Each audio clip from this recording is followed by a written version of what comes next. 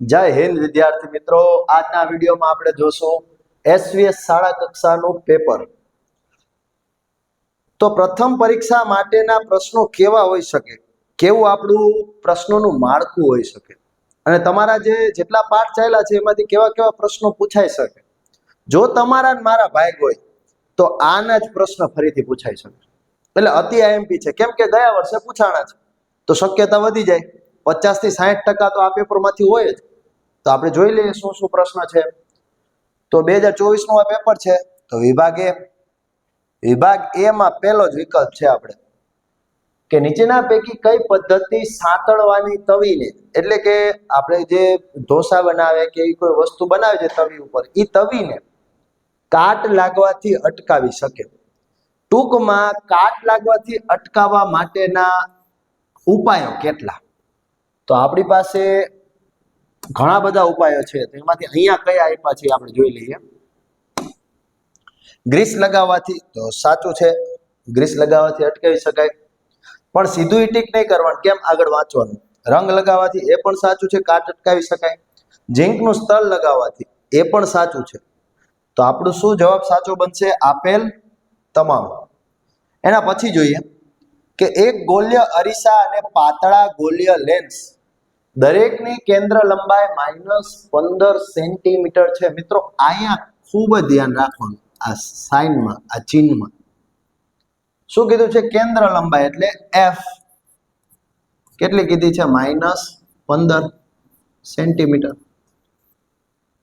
તો અરીસો અને લેન્સ એ બંને કેવા છે? તો પેલા આપણે જોવાનું અરીસો માટે. તો એવો કયો અરીસો કે જેની કેન્દ્ર લંબાઈ ડાબી બાજુ રહે? કેમ કે આપણને કાર્ટેશિયન નિયમ પદ્ધતિ પ્રમાણે ખબર છે કે અરીસાની ડાબી બાજુએ માઇનસ આવશે અને જમણી બાજુએ પ્લસ આવશે. તો આપણને માઇનસ કીધું, એનો અર્થ કે એનો એફ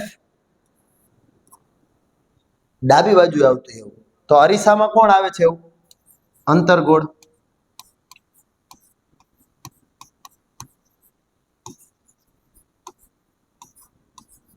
કે અનંત અંતરેથી આવતા બધા જ કિરણો અંતર્ગોળ અરીસામાં ડાબી બાજુ કેન્દ્રિત થાય છે. તો મુખ્ય કેન્દ્ર ડાબી બાજુ, તો કેન્દ્ર લંબાઈ ડાબી બાજુ એટલે માઇનસ આવશે. એવું ને એવું શેમાં થશે? તો અંતર્ગોળ લેન્સમાં થશે. બહિર્ગોળ લેન્સમાં તો શું થાય છે? લેન્સની બીજી બાજુ એટલે કે જમણી બાજુએ કેન્દ્રિત થાય છે. તો જમણી બાજુ કેન્દ્રિત થાય તો એનું મુખ્ય કેન્દ્ર જમણી બાજુ, તો એની કેન્દ્ર લંબાઈ જમણી બાજુ. પણ અંતર્ગોળ લેન્સમાં ડાબી બાજુ કેન્દ્રિત, વિકેન્દ્રિત થતા એવું લાગતું હતું, એટલા માટે એનું કેન્દ્ર ડાબી બાજુ, તો એની કેન્દ્ર લંબાઈ ડાબી બાજુ, ડાબી બાજુ હોય તો જ માઇનસ આવે. એટલે અહીંયા અરીસો અને લેન્સ બંને અંતર્ગોળ હશે. ત્રીજો વિકલ્પ જોઈએ મિત્રો. સામાન્ય દ્રષ્ટિ ધરાવતી વ્યક્તિ માટે સ્પષ્ટ અંતર, દ્રષ્ટિ અંતર આશરે કેટલું છે? એટલે કે એમ પૂછવામાં આવ્યું છે કે સ્પષ્ટપણે દેખાવાનું કયા બિંદુએથી ચાલુ થાય? તો એ બિંદુઓને આપણે શું કહેતા હતા? નજીકનું બિંદુ, કે જ્યાંથી આપણને સ્પષ્ટ દેખાવાનું ચાલુ થાય. તો એ નજીકનું બિંદુ સામાન્ય દ્રષ્ટિ ધરાવતી વ્યક્તિ માટે કેટલું હતું? 25. પણ શું મીટર? નહીં, મીટર નહીં, 25 સેન્ટીમીટર છે મિત્રો, યાદ રાખવાનું. અને ન ખબર પડે ને તો શું કરવાનું? ચોપડી લઈને તમારું ક્વેશ્ચન પેપર હોય ને, આમથી આમ કરું તો ખબર પડી જાય કે આટલું હોય તો 25 સેન્ટીમીટર હોય, 25 મીટર ન હોય. એના પછી જોઈએ કે નીચેનામાંથી કોણ આહાર શૃંખલાનું નિર્માણ કરે છે? આહાર શૃંખલાનું નિર્માણ આમાંથી કોણ કરે એ કહેવાનું છે. આપણે આહાર શૃંખલા હતી તો નીચે ઉત્પાદક આવતા હતા, એની ઉપર ઉપભોગી આવતા હતા પ્રાથમિક, એની ઉપર દ્વિતીયક ઉપભોગી અને એની ઉપર તૃતીય ઉપભોગી, આમ 4 સ્તર હતા. તો નીચે જે ઉત્પાદક હોય તો એમાં કોણ આવશે? જો આલો ઘાસ, ઘાસ, ઘાસ. બકરી, તો બકરી ઉત્પાદકમાં ન આવે એટલે એ તો કેન્સલ જ થઈ ગયું, આ તો નહીં જ આવે. ઘાસ, ઘાસ ને ઘાસ. ઘાસને કોણ ખાશે? ઘઉં ખાય કોઈ દિવસ? કે કેરી ખાશે? તો આપણી પાસે ઉત્પાદક તો છે પણ ઉપભોગી આમાં કોઈ નથી, તો આ નહીં આવે. વળી પાછા આમાં જો ઉપભોગી, તો કે ઘાસને બકરી ખાય અને બકરીને ખાવાવાળા માણસો પણ છે. એટલે એક આહાર શૃંખલાનું નિર્માણ થાય છે, આમાં થતું નથી. કેમ કે માછલીને બકરી ખાશે નહીં, અથવા તો બકરીને માછલી ખાશે નહીં. ત્રણેય સ્તર બનતા નથી, ખાલી એકમાં જ બને છે. એટલે આપણો જવાબ કયો આવશે? સી. પાંચમું જોઈએ, વનસ્પતિઓમાં જલવાહક શાના માટે જવાબદાર છે? હવે જલવાહક એવી પેશી કે જે જલનું વહન કરે, તો જલવાહક શેના માટે જવાબદાર હોય? જલ એટલે પાણી, પાણીના વહન માટે જવાબદાર હોય. એના પછીનો જોઈએ, સરસ મજાનો પ્રશ્ન છે કે Fe2O3 એટલે ફેરસ ઓક્સાઇડ વત્તા એલ્યુમિનિયમ, તો કોઈ એક ધાતુનો ઓક્સાઇડ અને એક ધાતુ આપી છે. તો એ ધાતુ છે એ જે ધાતુ ઓક્સાઇડ હતો એની જગ્યા લઈ લે છે અને આ ધાતુને નોખી કરી દે છે. તો અહીંયા એલ્યુમિનિયમ એ ફેરસની જગ્યા લે છે. તો ફેરસનું વિસ્થાપન થયું, આયનનું વિસ્થાપન થયું. તો આ પ્રક્રિયાને વિસ્થાપન પ્રક્રિયા કહેવાય. કેમ મિત્રો? તો કે સંયોગીકરણ પ્રક્રિયા એટલે તો બે માંથી એક બને, બે ભેગા થઈને એક જ નિપજ બનાવે. એવું તો અહીંયા છે. વિઘટનમાં શું થાય? તો કે એકમાંથી બે બને, એક હોય એનું તૂટીને બે બને. દ્વિવિસ્થાપન એટલે બે વખત વિસ્થાપન થતું હોય. તો અહીંયા બે વખત તો થતું નથી, ખાલી એલ્યુમિનિયમ જ ફેરસની જગ્યા લે છે. ફેરસ વળી પાછું એલ્યુમિનિયમની ક્યાંય જગ્યા લેતો અહીંયા કોઈ બીજું સંયોજન આપ્યું હોત અને જો ફેરસ એમાં એની જગ્યા લેતો તો આપણે દ્વિવિસ્થાપન કહેત. પણ અહીંયા તો ફક્ત એલ્યુમિનિયમ વડે જ ફેરસનું વિસ્થાપન થાય છે, એટલે આપણે કહેવાશે વિસ્થાપન પ્રક્રિયા. પછી જોઈ લઈએ, તમામ એસિડ પાણીમાં ખાલી જગ્યા ઉત્પન્ન કરે છે. મિત્રો જો ખાસ ધ્યાન રાખજો, અહીંયા બે જવાબ આવતા હોય ને એવું તમને લાગશે કે પાણીમાં એસિડ નાખો તો શું ઉત્પન્ન થાય? પહેલા તો H+ આયન ઉત્પન્ન થાય અને H+ આયન છે એ પાણીમાં ભળવાને લીધે H3O+ આયન બનાવે. H3O+, અહીંયા H3O આપ્યું છે પણ પ્લસ આપ્યું નથી એટલે આ નહીં આવે, OH નહીં આવે. તો શું બનાવે છે? H+ આવશે. જો H3O+ આપ્યું હોત તો એ આન્સર આવતો. એના પછી જોઈએ, કોપર ઓક્સાઇડનો રંગ, Copper-2 ઓક્સાઇડનો રંગ કેવો હોય છે? તો મિત્રો કાળો રંગ હોય છે. Copper-2 ઓક્સાઇડનો રંગ કેવો હોય છે? કાળો હોય છે. નવમી ખાલી જગ્યા જોઈએ, માનવના શ્વસનરંજક દ્રવ્ય તરીકે ખાલી જગ્યા આવેલું હોય છે. હવે અહીંયા ત્રણ કણો આપ્યા છે આપણને, red blood cell, white blood cell અને પ્લેટલેટ્સ, એટલે કે હિમોગ્લોબિન, શ્વેત કણો અને ત્રાક કણો આપ્યા છે. ત્રણેયનું કામ ખબર હોય છે. શ્વેત કણો તો એ તો આપણા લડાઈ કરવા વાળા છે, કે કોઈ રોગ હોય તો રોગની સામે પ્રતિકારક તરીકે એ કણો કામ કરે છે. ત્રાક કણો તો આપણને વાગ્યું અહીંયાથી રુધિરને વહી જતું અટકાવવા માટે કામ કરે છે. તો વૈધું કોણ? હિમોગ્લોબિન. એ હિમોગ્લોબિન છે એ આપણો જવાબ બનશે કે જે માનવના શ્વસનરંજક દ્રવ્ય તરીકે કામ કરે છે. નેક્સ્ટ જોઈએ, શ્વસનરંજક દ્રવ્ય કઈ રીતે? તો કે જે આપણે શ્વાસ લઈએ છીએ, ઓક્સિજન લઈએ છીએ, પછી ઓક્સિજન ફેફસામાં પહોંચે, પછી ત્યાંથી ક્યાં જાય છે?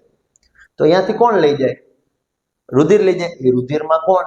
હિમોગ્લોબિન લઈ જાય છે. આગળ જોઈએ, મુખ્ય કેન્દ્રને દર્શાવવાની સંજ્ઞા ખાલી જગ્યા છે. હવે મુખ્ય કેન્દ્ર એટલે કે જ્યાં અનંત અંતરેથી આવતા કિરણો હોય એ કોઈ અરીસા વડે, અહીં અંતર્ગોળ અરીસો હું લઉં તો એના વડે જ્યાં કેન્દ્રિત થાય એને મુખ્ય કેન્દ્ર કહેવાય. તો જે ગોળામાં બનાવેલા એને ત્રિજ્યાને C કહેવાય, વક્રતા કેન્દ્ર, આને ધ્રુવ P કહેવાય, અને બંને વચ્ચેને અડધે આવેલું હોય એને મુખ્ય કેન્દ્ર F વડે દર્શાવવામાં આવે છે. તો એની સંજ્ઞા શું આવશે? F આવશે.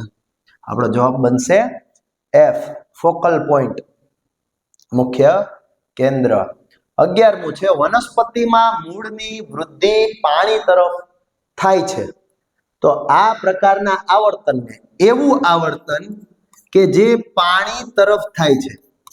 તો પાણી એટલે આપણને ખબર છે જલ, જલ વાળું આવર્તન. તો જુઓ તો આમાં કોણ છે? જલાનું વર્તન કહે છે.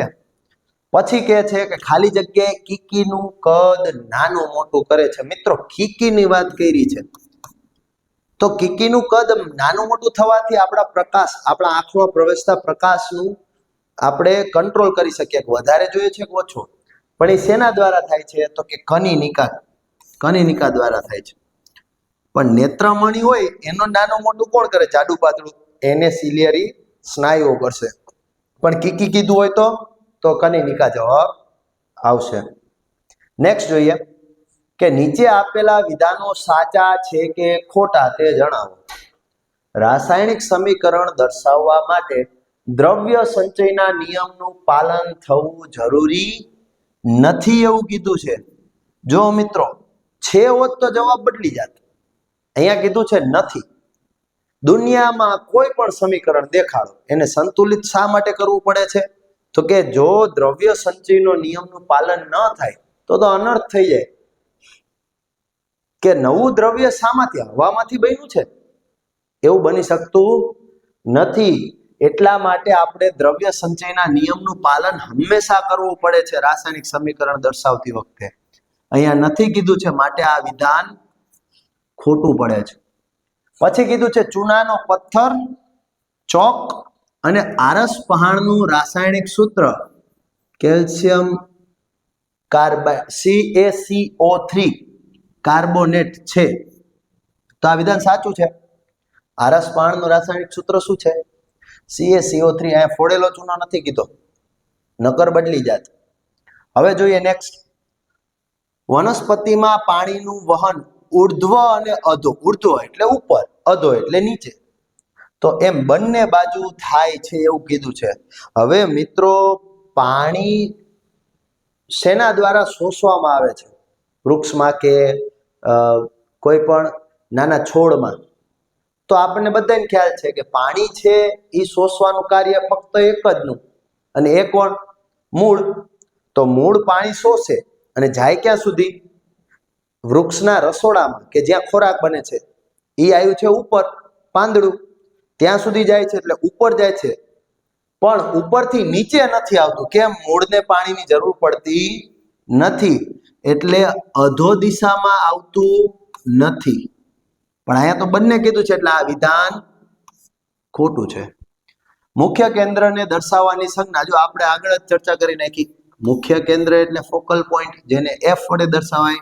P એટલે તો ધ્રુવ થાય, એટલે આ વિધાન ખોટું છે.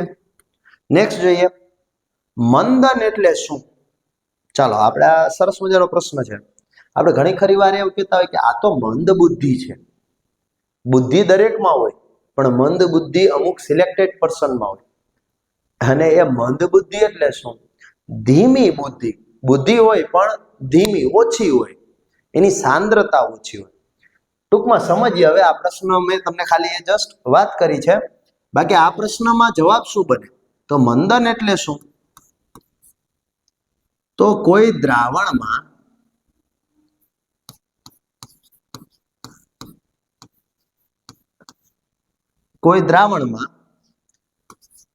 આયનોની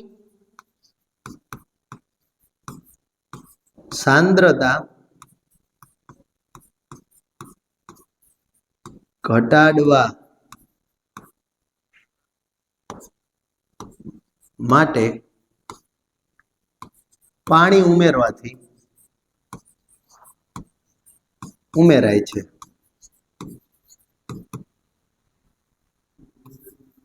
અને આ ઘટનાને મંદન કહે છે.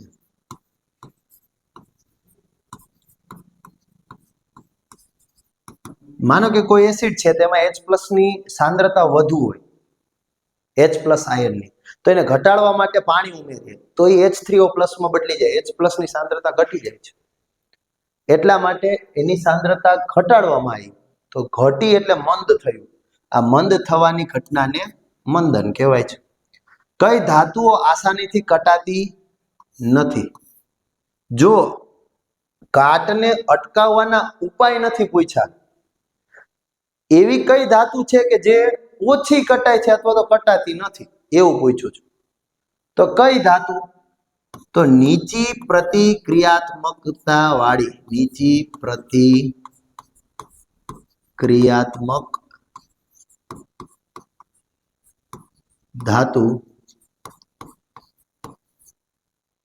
આસાનીથી કટાતી નથી. પછી છે 19મું, આયનિક બંધ એટલે શું? બે કોઈ પણ પરમાણુ વચ્ચે બંધ બને છે. હવે ઈ બંધ ઘણા બધા પ્રકારના હોય, પણ આયનિક બંધ એટલે શું? તો એવો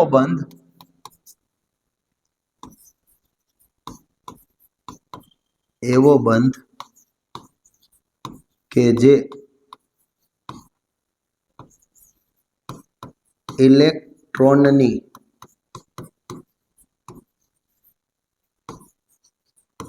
આપલે કરી ને બનતા આયનો દ્વારા રચાય છે,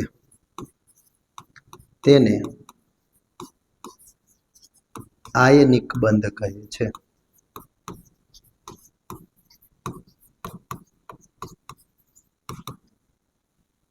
આયનિક બંધ એટલે જેમાં આયનો આવેલા હોય એવો બંધ કે જે આયનો વડે બંધાયેલો હોય. હવે આયનો એટલે શું? કે ઇલેક્ટ્રોનની સંપૂર્ણપણે આપ-લે કરીને જે આયન બને છે, ધન આયન અને ઋણ આયન, એ બંને વચ્ચે બંધ બને, એને આયનિક બંધ કહેવાય છે. નેક્સ્ટ જોઈએ, આંખની સમાવેશન ક્ષમતા એટલે શું? આપણી આંખ જે છે એ સામાન્ય માણસની આંખ કેટલું જોઈ શકે છે એને સમાવેશન ક્ષમતા કહેવાય. પણ વ્યાખ્યામાં લખવું હોય તો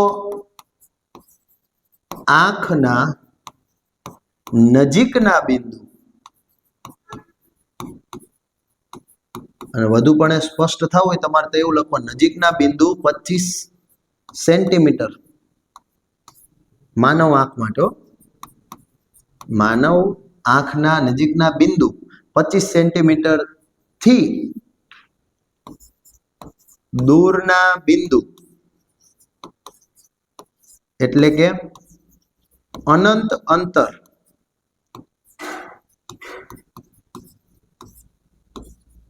વચ્ચેના અંતરને સમાવેશન ક્ષમતા કહે છે. સમાવેશન ક્ષમતા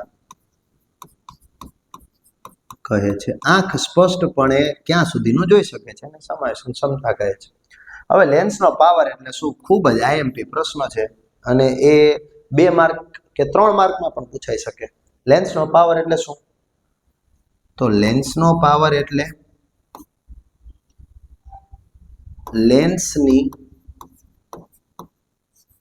કેન્દ્ર લંબાઈના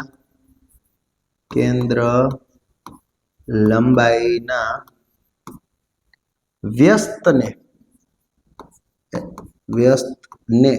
લેન્સનો પાવર કહેવાય.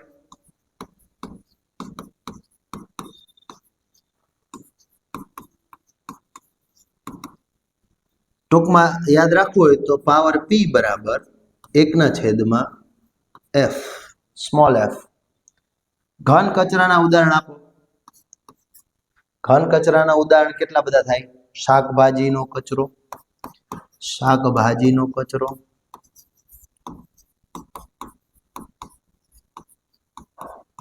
પ્લાસ્ટિક, રબર, કાગળ, પૂઠા વગેરે. આ બધા શું છે? ઘન કચરાના ઉદાહરણ છે. 1 માર્ક માટે 2 ઘણા થઈ ગયા, ઇનફ થઈ ગયા તમને. પછી જે યોગ્ય જોડકા જોડ, તો 23માં આપ્યું છે એડ્રિનલ, સામેની બાજુ 3 એની જગ્યા આપેલી છે, ક્યાં આવેલું હોય છે? તો એ એડ્રિનલ ગ્રંથિ ક્યાં આવેલી હોય છે? એડ્રિનલ ગ્રંથિ એ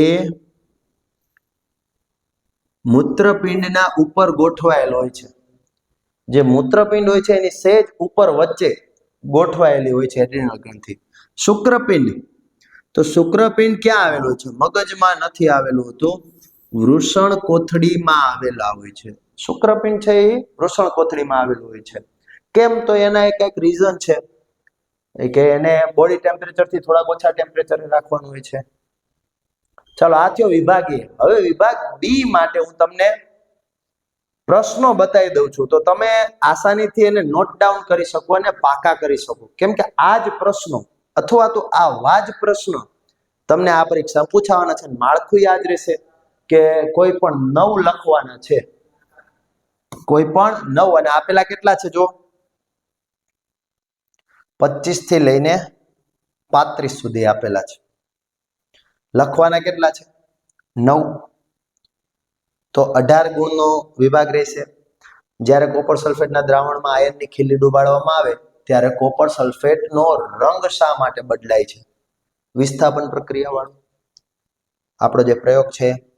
પછી રાસાયણિક પ્રક્રિયા એટલે શું, તેના પ્રકાર જણાવી કોઈ પણ એક પ્રકારની સમજૂતી આપો. પછી જે બેઝ એટલે શું, તેના ગુણધર્મો જણાવો. શા માટે નિસ્યંદિત પાણી વિદ્યુતનું વહન ન કરે જ્યારે વરસાદી પાણી વિદ્યુતનું વહન કરે છે? એનો જવાબ આપવાનો છે. કારણ પૂછ્યું છે આપણને. હવે 2 માર્કમાં છે એટલે 4 મુદ્દા ઇનફ છે. કોઈ પણ પ્રશ્નના 4 મુદ્દા, પણ સાચા ને સારા 4 મુદ્દા. પછી એમાં ઓલો મુદ્દો ન ચાલે કે નીચે આપેલા છે, નીચે જણાવેલું છે, એ મુદ્દો એમાં 4માં ગણાશે નહીં. એના પછી તફાવત આપો ધમની ને શિરા, આઈએમપી છે. પરાવર્તી ક્રિયા અને ચાલવાની ક્રિયા વચ્ચે શું ભેદ છે? એ પણ પરાવર્તી ક્રિયા આઈએમપી છે. મગજની રચના આકૃતિ સાથે સમજાવો, આઈએમપી છે. મગજની રચના. આપણને વાહનમાં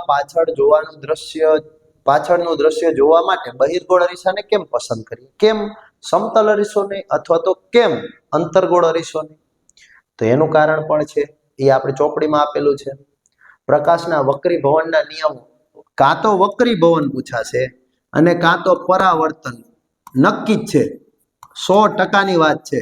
આ બંનેમાંથી એક જરૂર પણ હશે. કાં તો પ્રકાશના પરાવર્તનના નિયમ, કાં તો વક્રીભવનના નિયમ. હવે 2 લીટી છે, 2 લીટી પાકી કરો એટલે 2 માર્ક આવે. તો મિત્રો એ ખાસપણે કરી નાખવા. માનવ આંખના ભાગોના માત્ર નામ લખવાના છે, કોઈ આકૃતિ એને કાંઈ નહીં. નિવસન 37 સુધી છે, 12 પ્રશ્નો છે, એમાંથી 9 લખવાના છે. નિવસન તંત્રના પ્રકાર જણાવો, કેટલા પ્રકારના છે? કારણ આપો, નિવસન તંત્રમાં શક્તિનો પ્રવાહ કેમ એક માર્ગીય છે, કેમ ઉપરની તરફ જ છે, નીચે કેમ નથી આવતું? કારણ છે, આઈએમપી કરાવેલો છે, વિડીયોમાં પણ કીધેલું છે. પછી વિભાગ સી છે, જેમાં કોઈ પણ 6 પ્રશ્ન લખવાના છે. 9 આપ્યા, એમાંથી 6 લખવાના. ટોટલ ગુણ થયા 18 માર્કનો વિભાગ છે.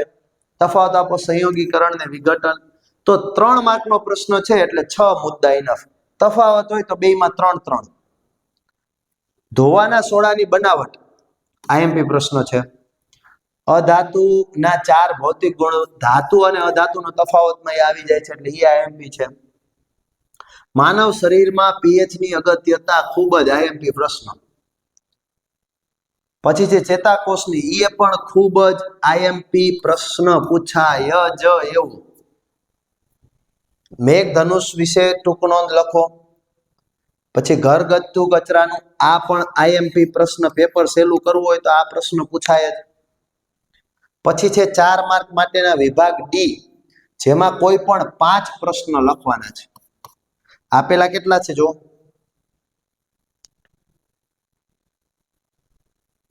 7 આપેલા છે, 7 આપેલા છે, અને 7 માંથી 5 લખવાના છે. 8 આપેલા છે, 8 માંથી 5 લખવાના છે. તો 20 ગુણનો છે આ. હવે 4 માર્કનો છે તો મુદ્દા કેટલા લખવા પડશે? તો મુદ્દા લખવા પડશે એના ડબલ, એટલે કે 8. પણ એ 8 મુદ્દા સારા લખવાના. જો કોઈ આકૃતિ વાળો પ્રશ્ન હોય ને તો એના આકૃતિના માર્ક સારા મળે જ. ખાલી આકૃતિ દોરી નાખવાની, પ્રશ્ન ન આવડે તો ખાલી આકૃતિ દોરી નાખવાની. લખાણ ન આવડે કાંઈ વાંધો નહીં, પણ આકૃતિ તો દોરવી જ, 1 માર્ક તો એનો મળે જ. સારણ પર ટૂંક નોંધ, આઈએમપી છે. ઓઝોન સ્તર, વેરી આઈએમપી પ્રશ્ન. એનું નિર્માણ કઈ રીતે થાય છે? પછી ઉત્સર્જન તંત્ર, એમાં જ આવી જાય છે એટલે એ પણ આઈએમપી પ્રશ્ન છે. પછી પોષણ એટલે શું, તેને સવિસ્તાર સમજૂતી આપવાની છે. દાખલા આઈએમપી છે. વિવિધ પ્રકારની અંતઃસ્ત્રાવી ગ્રંથિ, ગ્રંથિઓ પણ કરી લેવું. 1 માર્કમાં તો પૂછાય, 4 માં ન પૂછાય તો કઈ નહીં, કે કઈ ગ્રંથિનું શું કામ છે. પછી લેન્સના પાવર વિશે મેં તમને હમણાં કીધું, અતિ આઈએમપી પ્રશ્ન, લેન્સનો પાવર સમજાવો. બોર્ડની પરીક્ષા માટે પણ આઈએમપી પ્રશ્ન, આ જેટલા આઈએમપી કરાવ છો ને અત્યારે તો ઠીક, પણ બોર્ડની પરીક્ષા માટે પણ ખૂબ જ અગત્ય છે. એક વ્યક્તિને દૂરની દ્રષ્ટિ, જો આ ફરીથી દાખલો આઈએમપી છે. અને બીજો પૂછ્યો છે એમાં કે લઘુ દ્રષ્ટિના નિવારણ માટે જરૂરી લેન્સની કેન્દ્ર લંબાઈ. પણ આપણે હજુ એક પ્રશ્ન હું તમને આઈએમપી કહી દઉં છું, દ્રષ્ટિમાં ખામી અને તેનું નિવારણ. દ્રષ્ટિમાં ખામી અને તેનું નિવારણ, આ આઈએમપી પ્રશ્ન છે. બીજો એક આઈએમપી પ્રશ્ન છે કે તમારા મમ્મી કરકરા પકોડા બનાવવા માટે